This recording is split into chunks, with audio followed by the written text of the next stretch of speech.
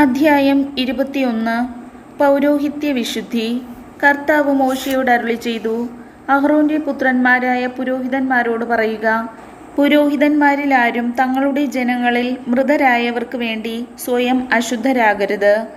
എന്നാൽ തൻ്റെ അടുത്ത ചാർച്ചക്കാരെ പ്രതി പിതാവ്, മാതാവ്, മകൻ, മകൾ, സഹോദരൻ എന്നിവരെ പ്രതി അവൻ സ്വയം മാലിന്യം ഏറ്റുകൊള്ളട്ടെ. അതുപോലെ കന്യകയായ സഹോദരിയെ പ്രതിയും. അവിവാഹിതയായ അവൾ അവന് ബന്ധപ്പെട്ടവളാണ്. അവൻ തൻ്റെ ജനങ്ങളിൽ പ്രമുഖനായിരിക്കുകയാൽ തന്നെ മലിനനാക്കുകയോ അശുദ്ധനാക്കുകയോ അരുത്. ദുഃഖസൂചകമായി പുരോഹിതന്മാർ തലമുണ്ടനം ചെയ്യുകയോ താടി വടിക്കുകയോ ശരീരത്തിൽ മുറിവുണ്ടാക്കുകയോ അരുത്. ദൈവത്തിൻ്റെ മുൻപിൽ അവർ വിശുദ്ധരായിരിക്കണം. ദൈവത്തിൻ്റെ നാമം അശുദ്ധമാക്കരുത്. അവരാണ് ദൈവമായ കർത്താവിന് ദഹനബലികളും ഭോജനബലികളും അർപ്പിക്കുന്നത്. അതുകൊണ്ട് അവർ വിശുദ്ധരായിരിക്കണം. അവർ വേശ്യയെയോ അശുദ്ധയാക്കപ്പെട്ടവളെയോ ഭർത്താവ് ഉപേക്ഷിച്ചവളെയോ വിവാഹം ചെയ്യരുത്. എന്തെന്നാൽ പുരോഹിതൻ ദൈവസന്നിധിയിൽ വിശുദ്ധനായിരിക്കണം. നിന്റെ ദൈവത്തിന് കാഴ്ചയപ്പം സമർപ്പിക്കുന്നതിനാൽ നീ അവനെ വിശുദ്ധീകരിക്കണം. അവൻ നിനക്ക് വിശുദ്ധനായിരിക്കണം. കാരണം നിങ്ങളെ വിശുദ്ധീകരിക്കുന്ന കർത്താവായ ഞാൻ പരിശുദ്ധനാണ്.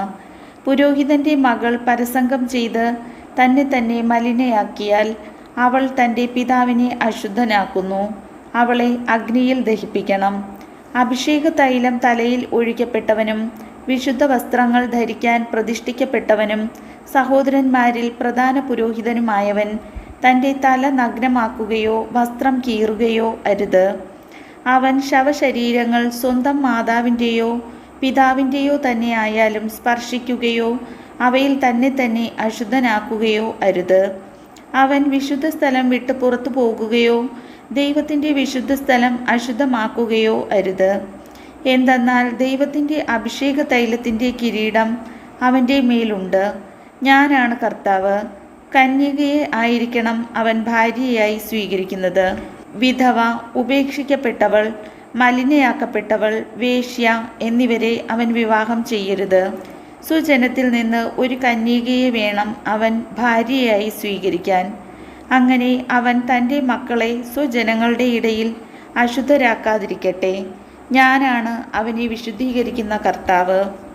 കർത്താവ് മോശെയോട് അരുളിച്ചെയ്തു, അഹ്റോനോട് പറയുക, നിന്റെ സന്താന പരമ്പരയിൽ എന്തെങ്കിലും അംഗവൈകല്യമുള്ളവർ, ദൈവത്തിന് കാഴ്ചയപ്പം സമർപ്പിക്കാൻ ഒടിഞ്ഞ കയ്യോ കാലോ ഉള്ളവൻ, തീരെ പൊക്കം കുറഞ്ഞവൻ, കാഴ്ചയ്ക്ക് തകരാറുള്ളവൻ, ചൊറിയോ ചുണങ്ങോ ഉള്ളവൻ, ഉടഞ്ഞ വൃഷണങ്ങൾ ഉള്ളവൻ എന്നിവർ അടുത്തു വരരുത്. പുരോഹിതനായ അഹ്റോന്റെ സന്തതികളിൽ അംഗവൈകല്യമുള്ള ഒരുവനും കർത്താവിന് ദഹനബലിയർപ്പിക്കാൻ അടുത്തു വരരുത്. എന്നാൽ ദൈവത്തിൻ്റെ വിശുദ്ധവും അതിവിശുദ്ധവുമായ അപ്പം അവന് ഭക്ഷിക്കാം. അവൻ ബലിപീഠത്തെയോ തിരശീലയെയോ സമീപിക്കരുത്. എൻ്റെ വിശുദ്ധ പേടകം അശുദ്ധമാകാതിരിക്കേണ്ടതിന് വികലാംഗൻ അവിടെ വരരുത്. കാരണം കർത്താവായ ഞാനാണ് അവയെ വിശുദ്ധീകരിക്കുന്നത്. അഹ്റോനോടും പുത്രന്മാരോടും ഇസ്രായേൽ ജനത്തോടും മോശ ഇക്കാര്യം പറഞ്ഞു. കർത്താവിൻ്റെ വചനം.